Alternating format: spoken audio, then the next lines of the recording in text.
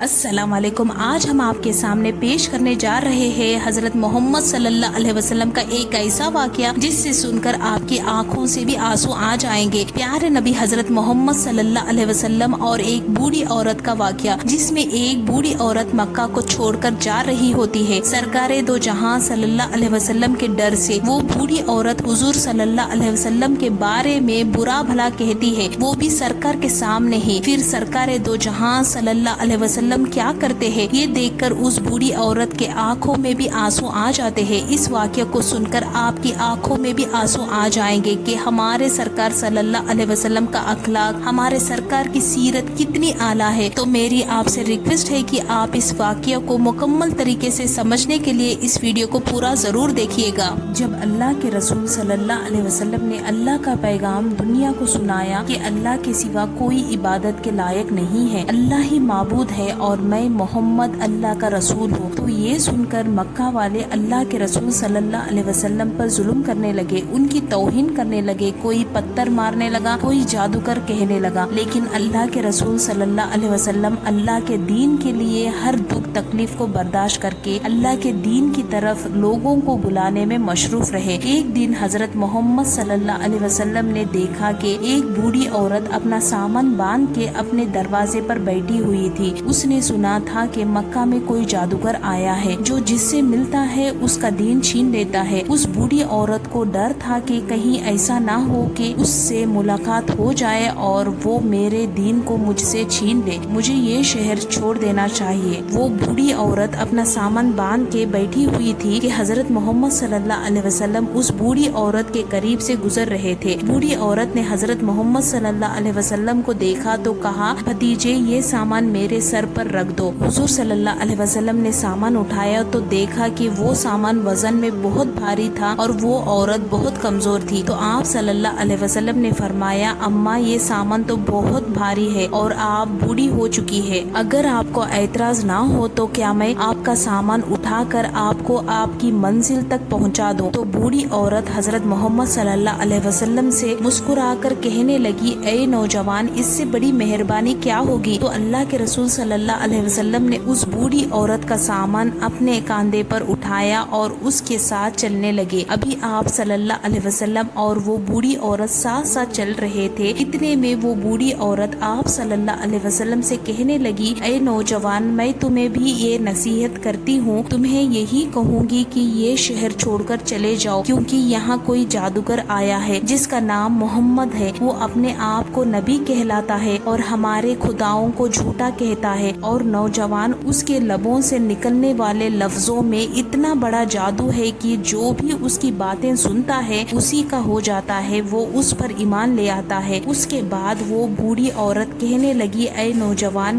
میں نے پوری زندگی اپنے بتوں کی عبادت کی ہے، میں یہ نہیں چاہتی کہ اب آخری وقت میں اپنے خداؤں سے دور ہو کر اس جادوگر کی باتوں میں آ جاؤں۔ اسی طرح پورا راستہ وہ بوڑھی عورت اللہ کے رسول صلی اللہ علیہ وسلم کی توہین کرتی رہی، انہیں برا بھلا کہتی رہی۔ اللہ کے رسول حضرت محمد صلی اللہ علیہ وسلم پورے راستے اس بوڑھی عورت کا سامان اپنے کاندھوں پر اٹھائے ہوئے خاموشی سے اس کی باتیں سنتے رہے۔ جب اس بوڑھی عورت اپنی منزل پر پہنچی تو اللہ کے رسول صلی اللہ علیہ وسلم نے اس کو سامان اس کے سپرد کیا اور وہاں سے جانے لگے۔ تو وہ بوڑھی عورت پوچھنے لگی، اے نوجوان، کون ہو تم نے اپنا نام تو بتایا ہی نہیں؟ تو رسول پاک صلی اللہ علیہ وسلم نے فرمایا، اماں، نام میں کیا رکھا ہے، آپ کا کام ہو گیا، بس یہی شکر ہے۔ پھر سے وہ بوڑھی عورت کہنے لگی، نہیں نہیں، تم مجھے اپنا نام بتاؤ، میں اپنے گھر والوں کو بتاؤں گی کہ ایک نوجوان شخص مجھے ایسا ملا تھا جس نے میری مدد کی۔ تو اللہ کے رسول صلی اللہ علیہ وسلم نے فرمایا، اماں، پورا راستہ جس محمد کی تم توہین کرتی رہی، جس سے تم برا بھلا کہتی رہی، وہ محمد رسول اللہ میں ہی ہوں۔ اس بوڑھی عورت نے جیسے ہی آپ کے چہرے کا نور دیکھا اور آپ کو پہچانا تو وہ حضور صلی اللہ علیہ وسلم کے قدموں پر گر گئی اور کہنے لگی، میں نے اپنی پوری زندگی میں آپ جیسا شریف اور نیک انسان نہیں دیکھا۔ آپ کے چہرے کا نور بتاتا ہے، آپ کا اخلاق یہ گواہی دیتا ہے کہ آپ